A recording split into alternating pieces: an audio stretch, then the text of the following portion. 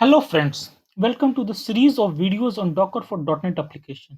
In this series of videos, we'll try to learn how to run .NET applications in Docker containers.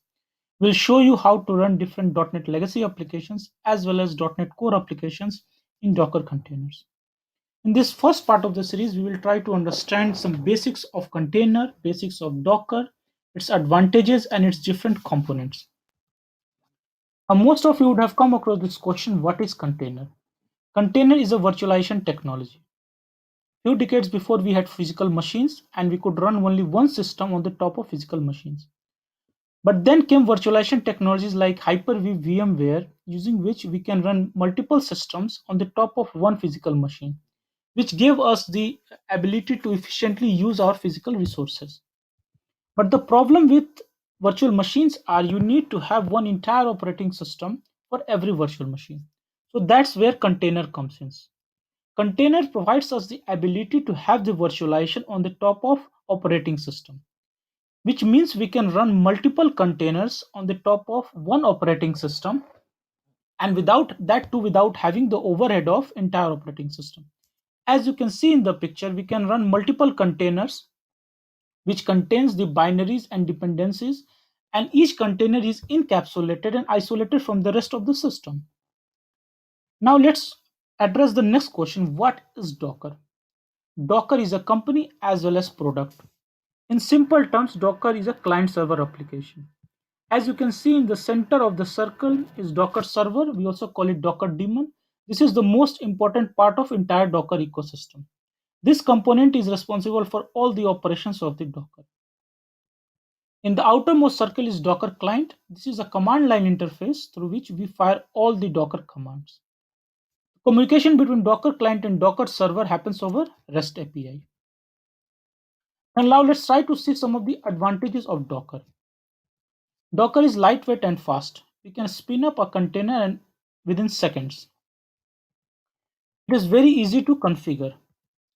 Docker also gives us a very good isolation for its containers. Docker also gives us the portability for its images. So once an image is created, we can save it in any Docker registry and we can reuse it from anywhere. Docker also gives us a very good version control. So once an image is created, we can see the entire history of the image. We can see the different versions and the difference between different versions. Docker also provides a very good security for its containers. Now let's try to understand some basic components of Docker. The most important component of Docker is Docker Engine. This is the part which is responsible for providing virtualization. As you can see, Docker Engine runs on the top of host operating system, and all the containers run on the top of Docker Engine. Another important component is Docker Image. Docker Image is a component which contains all the information how a container will be created and what all the processes will be running inside a container. So basically, Docker Image is a manifestation of containers. Now, if you want to create a container from Docker Image, we have to run Docker run command, or we need to have a Docker compose file. Docker compose file is nothing but just collection of different Docker run commands. Now, another important component is Docker file. Docker file is nothing but just a notepad file which contains how an image will be created. As you can see, Docker image is a layered structure which starts with the base layer, and on the top of that each layer is built, and all the informations regarding the layers is contained into Docker file.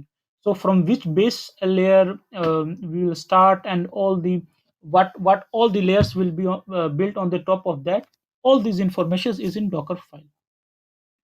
Now to create a Docker image from a Docker file, we have to run Docker build command. Now another important component is Docker registry. Docker registry is nothing but repository of images where we can save our images, and there are many Docker registries, but the important ones are Docker Hub and Azure Container Registry. Now let's try to have a quick look on the CI/CD pipeline in normal scenario and in the scenario with containers. In a normal scenario, when developer writes a piece of code, checks it into central repository, and then build agent picks that piece of code, builds it, and deploys to different environments. In a scenario with containers, when developer writes a piece of code, checks it into repository, and then build agent not only builds that piece of code, but also creates an image out of it.